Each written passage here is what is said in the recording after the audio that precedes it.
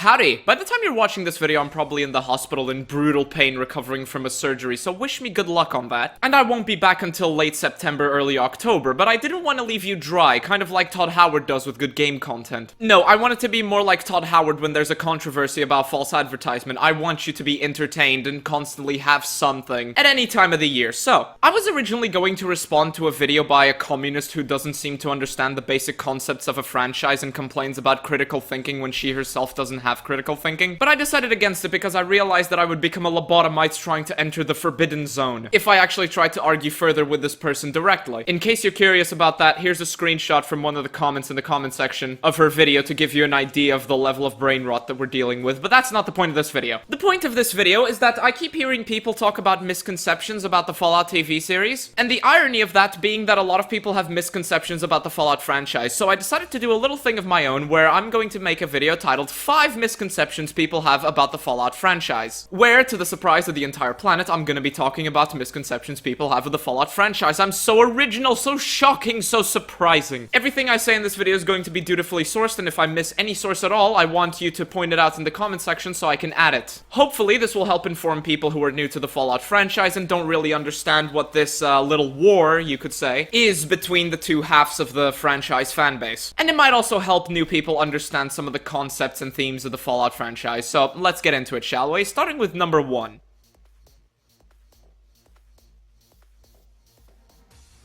The most common misconception I see people have about the Fallout franchise is that it's supposed to be wacky and comedic. While you might get this impression if you started with Fallout 76 or the Fallout show, this is not exactly true. Fallout has always had some comedy in it, some humor, some satire, but it was never the focal point of the franchise, nor was it ever the focal point of how the franchise is structured. From time to time, you would have references to real-world situations, such as people being Elvis Presley impersonators. Things have been a lot better since you helped with those soldier boys. Thanks again. So, what can I do for you? We're different than other gangs, and not just because we dress better. We're not just a group of thugs looking for our next fight.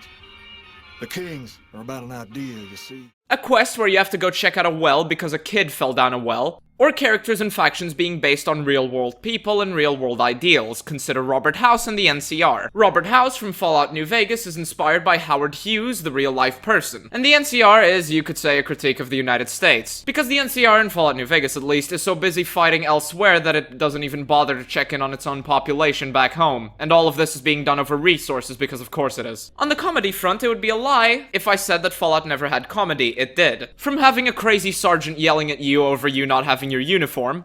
Don't have any? You expect me to believe that, maggot? The truth is, you lost an expensive piece of Army issue equipment. That suit is going to come out of your pay, and you will remain in this man's army until you are 510 years old, which is the number of years it will take for you to pay for a Mark II powered combat armor you have lost. To an unmarked side quest where you can become a porn star, to finding aliens out in the Mojave Desert.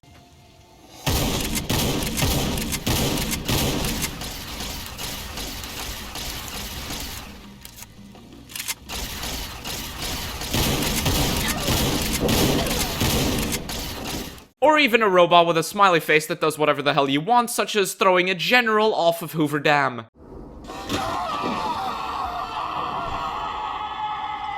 But these were never the focal points of the franchise, even when a character was more humorous on the surface. There was always a dark undertone to it. Consider Old World Blues DLC for Fallout New Vegas, where you're kidnapped by robots who lobotomize you, and your first interaction with them while awake is them being confused about what your fingers even are. They think they're penises in your hand. On the surface level, that might give you the idea that Fallout is a comedy, but it isn't. Because even if characters are incredibly difficult to take seriously, the topics and stories that they're involved in are very serious indeed. Remember the scientists from the think tank that I just mentioned a second ago? Your initial impression is that they're fucking idiots, except that you later realize that they're walking Geneva Convention violations. Or should I say floating Geneva Convention violations. With a tragic backstory of isolation, being stuck in limbo and losing their families, and not even being able to remember their families. The sergeant that screams at you, Sergeant Dornan, is actually a sergeant in a paramilitary organization that claims to be the remnants of the pre-war United States government that's planning to commit global genocide via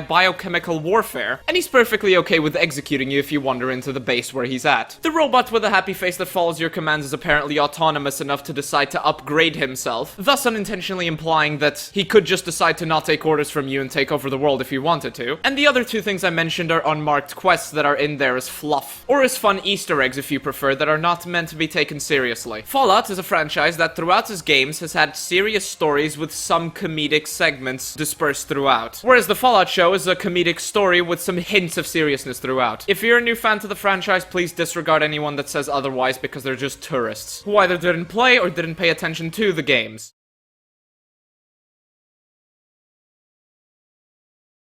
The second one is about Vault-Tec. Now, Vault-Tec is a mysterious company in the Fallout universe that is portrayed as being mysterious and evil. So basically, the misconception is Vault-Tec experimented on literally everybody that was in their vaults. This is not true. The idea is that Vault-Tec had some control vaults that had absolutely no experiments, where people were just allowed in there, given refuge, with the intention of one day re-emerging to the surface, repopulating the surface with Geks that had components within them that were powered by cold fusion, which in and of itself is a contradiction with the show, but the show came later, so I'm gonna ignore it. And then they had experimental vaults, such as the story of Vault-11, where they experimented on people. In Vault-11 in particular, minor spoiler by the way, but the experiment in Vault-11 was that they would have to elect an overseer, but the catch is that the overseer wasn't actually an overseer, they were a sacrificial lamb that would have to be sacrificed so the rest of the vault could survive. And the experiment was to see how long it would take for people to realize that they wouldn't actually die if they didn't sacrifice anybody at the end of each cycle. So yes, Vault-Tec has control vaults, and it has experimental vaults. Not all of them were experiments. Some of them were legitimate vaults to try to help people to survive the apocalypse.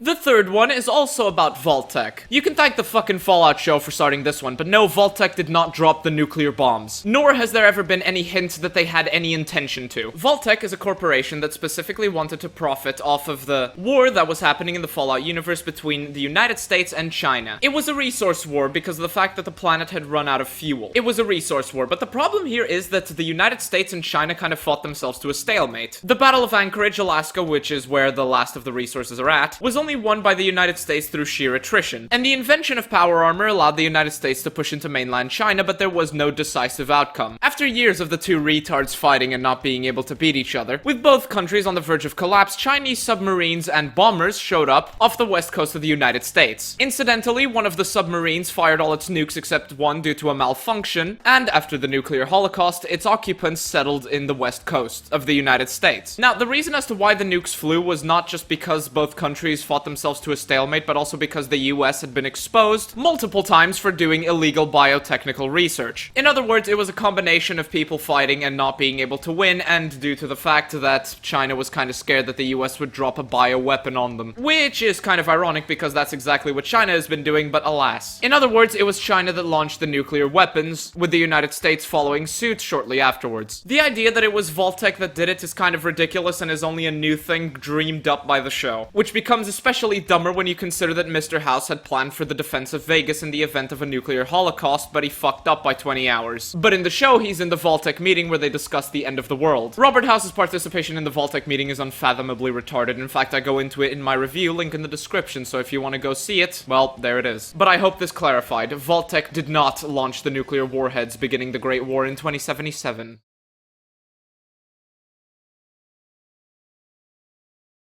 The fourth misconception is one that baffles me to no fucking end and makes me question the IQ insanity of a lot of people making it. It being the argument, that is. What argument? That Fallout was always a critique of capitalism. Now, I've been a very casual fan of the Fallout franchise since like 2015 and been more into the Fallout franchise since 2021. I have consumed hundreds of hours of lore videos, I've spent thousands of hours playing a multitude of the games, and reading up on lore such as by reading the Fallout Bible. And I had never, and I mean never, heard the argument that Fallout was a critique of evil capitalism up until the show came out. It really came as a surprise to me. You know who else it came as a surprise to? Chris Avellone, one of the original and main writers of the Fallout franchise. I mean, I hate using appeals to authority. In fact, I'm kind of being a hypocrite because I criticize people for using Tim Kaine. Actually, no, I'm not. I'm right, because Tim Kaine is being used based on his subjective opinion, whereas Chris Avellone is being used on his objective statement. Chris Avellone himself says that it was never a part of the original Fallout premise, despite what one may think. And that thinking that capitalism evil and having that be the tone in the show, or product, is just modern shite that people do nowadays in order to get brownie points at Hollywood. The entire idea of Fallout is that it shows a post-apocalyptic nuclear wasteland, and whether intentionally or not, it criticizes humanity's faults, greed, lust for power, and all that. While yes, there are some shady corporations that did shady things pre-war, such as Vault-Tec, it never was an inherent critique of capitalism, and this idea that it suddenly always was is just unfounded and unsubstantiated and fucking stupid. Fallout is and has always been about its characters and setting, not about shitty modern contemporary fucking politics. Thank you.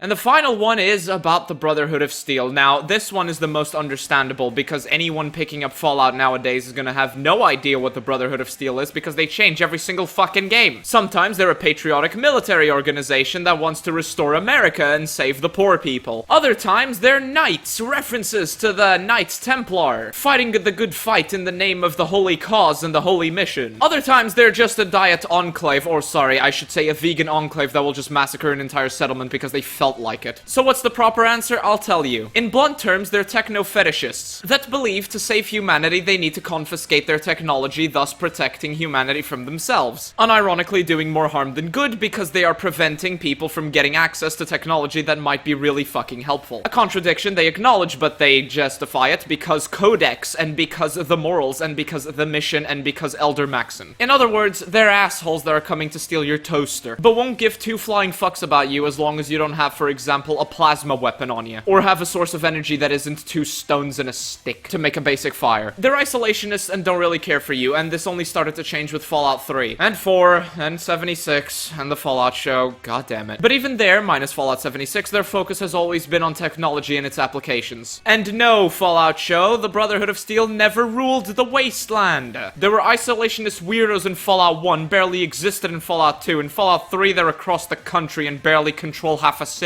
And even that's fucking questionable, and in Fallout 4 they're just on a blimp.